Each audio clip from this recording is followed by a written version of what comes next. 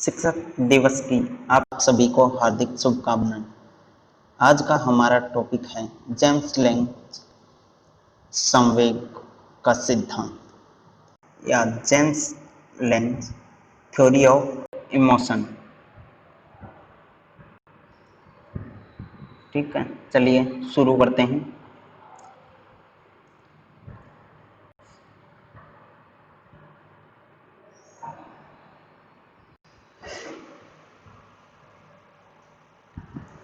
संक्षिप्त परिचय से संवेगात्मक अनुभव और उनकी अनुभूति संवेगात्मक अनुभव और उनकी अभिव्यक्ति मानव व्यवहार के आकर्षक पहलू होते हैं, यानी जो हमारे संवेगों के अनुभव हैं और जिनकी अभिव्यक्ति हम कर रहे हैं वो हमारे व्यवहार के लिए सबसे आकर्षक पहलू है। मतलब यहाँ पे है कि हमारे जो संवेगात्मक अनुभव होते हैं और जिनकी अभिव्यक्ति हम करते हैं वो मानव व्यवहार को एक बहुत ही सुंदर, यानी हम कह सकते हैं कि जो हमारे संवेग और उनके अभिव्यक्ति है वो मानव व्यवहार के आभूषण है।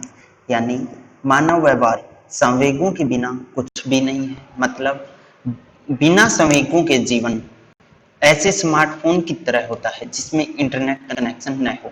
यानी कहने का तात्पर्य ये है कि अगर मानव व्यवहार में अगर संवेग ना हो तो जो मानव का जीवन है वो ऐसे स्मार्टफोन की तरह हो जाता है जिसमें एक्टिव इंटरनेट कनेक्शन न हो। यानी उस स्मार्टफोन में या तो कैलकुलेटर होगा या फिर उसमें इनबिल्ट जो गेम होगी या फिर कॉल करने के काम आएगा, यानी एक खाली डिब्बे की तरह होगा। यानी संवेगों के आधार पर ही मानव व्यवहार की सुंदरता है। संवेग व्यक्तिपरक संज्ञानात्मक अवस्थाओं, शारीरिक उत्तेजनाओं और अभिव्यंजक यानी एक्सप्रेसिव व्यवहार से संबंधित प्रतिक्रिया होती है। यानी जो संवेग होते हैं वो हर मानव की कोग्निटिव प्रोसेस, उसकी फिजियोलॉजिकल अराउजल और एक्सप्रेसिव जो उसका व्यवहार है उससे संबंधित प्रतिक्रिया होती है। व्यक्तिपरक संज्ञानात्मक अवस्थाओं का मतलब यह है कि संवेग होता है, सब्जेक्टिव होता है। यानी अगर हम किसी बच्चे को देखते हैं यानी वो गुस्से में है, अगर हम उसके फेशियल एक्सप्रेशन को देखेंगे तो हमें लगेगा कि वह व्यक्ति गुस्से में है, परंतु उसके आंतरिक मन में जो भी चल रहा है, यानी जो भी प्रोसेस चल रही है, यानी बाहर तो वह कुछ और प्रदर्शित कर रहा है और अंदर उसका जो एक्चुअल बिहेवियर है वो उस खुद को ही पता है। इसलिए यह क्या है, सब्जेक्टिव है। यह बात कही थी बैरन 1993 ने।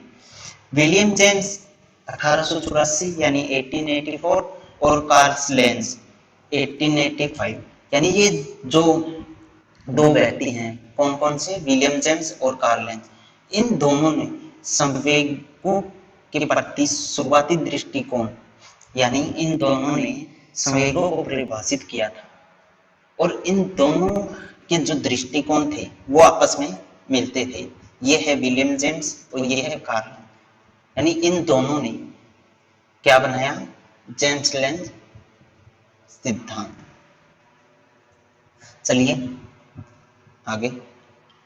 प्रारंभिक दृष्टिकोण, यानी जो पहले से चलते आ रहे दृष्टिकोण थे संवेगों के प्रति, उनकी चर्चा करते हैं। ठीक है, देखिए सामान्यतः यह माना जाता है कि संवेगात्मक उद्दीपक या स्थिति का सामना करने पर पहले हम संवेगों का अनुभव करते हैं और फिर हमारे अंदर शारीरिक परिवर्तन होते हैं।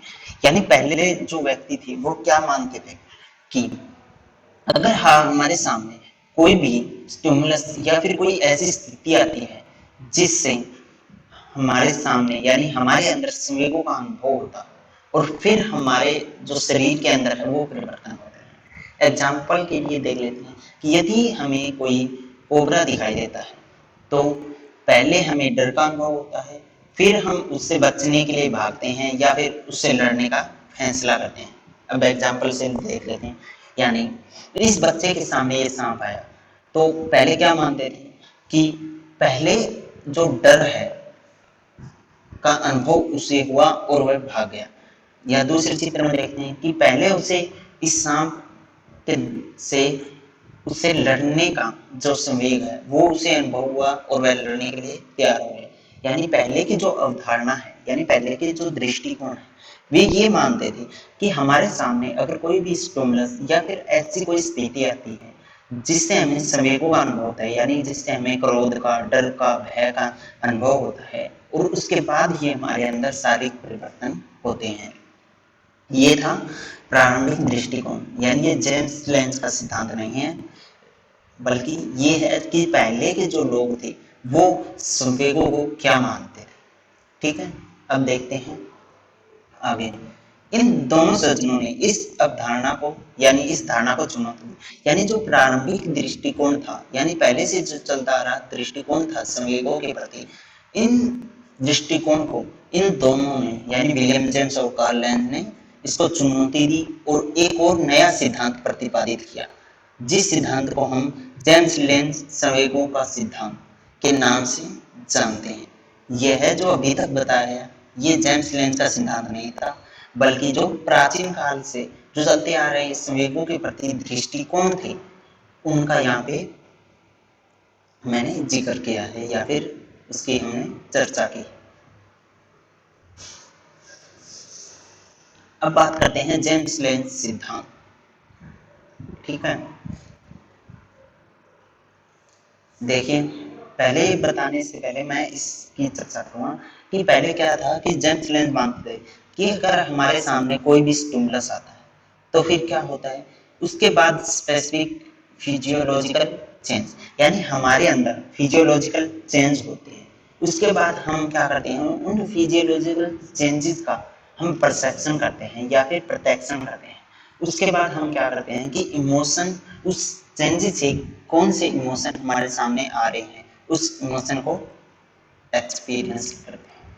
देखिए, यह सिद्धांत बताता है कि वातावरण से उत्पन्न होने वाले उद्दीपक आंतरिक अंगों में परिवर्तन या फिर शारीरिक उत्तेजना को जन्म देते हैं, जिसके कारण मांसपेशियों में संचलन संचलन यानी मूवमेंट की शुरुआत होती है। कि जेम्स लेंज सिद्धांत बताता है कि हमारे जब भी एनवायरनमेंट में कोई भी स्टिमुलाई, यानी किसी भी स्टिमुलस या किसी भी स्टिमुलस को देखकर क्या होता है कि हमारे जो आंतरिक अंग है, इंटरनल ऑर्गन है, उसमें परिवर्तन आते हैं, यानी फिजियोलॉजिकल अराउजल होता है। ठीक है, जिसके कारण हमारी जो मांसपेशियां हैं उसमें मूवमेंट होती है। उन्होंने तर्क दिया कि संवेगात्मक व्यवहार संवेगात्मक अनुभव से पहले होता है। इनका मतलब यह है कि जब भी हम किसी भी स्टिमुलस को देखते हैं तो हम वहां से, जैसे इस चित्र में दिखाया गया कि सांप को देखा और वहां से भाग लिया, मतलब भागना क्या है, यहाँ पे व्यवहार है। और संवेगात्मक अनुभव यानी उसके जो कॉग्निटिव प्रोसेस में चल रहा है, यानी भागने के बाद जहां भी वह रुकेगा तब उसे डर का अनुभव होगा। ठीक है, यानी संवेगात्मक जो व्यवहार होता है वो संवेगात्मक अनुभव से पहले होता है। आगे देखिए, यानी शारीरिक उत्तेजना के कारण ही संवेगों पर लेबल लगाकर उनकी पहचान होती है। यानी जो हमारे अंदर फिजियोलॉजिकल अराउजल होते हैं उन्हीं के कारण ही हम संवेगों को एक लेबल लगाकर उनकी पहचान करते हैं। यानी जो भी संवेग वह शो कर रहा है उसको एक प्रॉपर नाम दे दिया जाता है। यानी सांप को देखकर, यानी कोबरा को देखकर वह भाग गया, यानी उसे डर का अनुभव हुआ, यानी उस संवेग को हमने क्या लेबल लगा दिया, डर का। दूसरे शब्दों में, अगर आप एक अंधेरी सड़क पर टहल रहे हैं और आपको आसपास झाड़ियों में एक सरसराहट सुनाई देती तो आपका दिल तेजी से धड़कने लगता है और पसीना आना शुरू हो जाता है। यानी यहाँ भी ये कह रहा है कि आप अगर रात में, अंधेरी रात में कोई भी सड़क पर टहल रहे हो और आसपास की जो झाड़ियां होती है उसमें अगर कोई भी आवाज या सरसराहट आपको सुनाई देती है तो आप क्या करते हो, वहां से भाग जाते हो, या फिर आपकी जो हार्ट बीट है यानी दिल जो धड़कता है उसमें तेजी आ जाती है और जो आपकी शरीर पर क्या जाता है, पसीना। यानी इस सिद्धांत में जेम्स लांजे ने यह बताया कि जब भी आपके सामने कोई भी स्टिमुलस आ जाता है तब उसके बाद क्या होता है कि आपके जो फिजियोलॉजिकल हैं, यानी फिजियोलॉजिकल चेंज होते हैं, यानी शारीरिक चेंज होते हैं, इंटरनल शारीरिक इंटरनल चेंज होते हैं।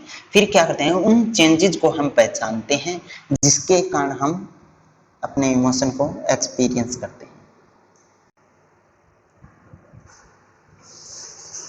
आगे देखें, यह सिद्धांत बताता है कि व्यक्तिगत संवेगात्मक अनुभव वास्तव में आंतरिक परिवर्तनों का परिणाम होते हैं।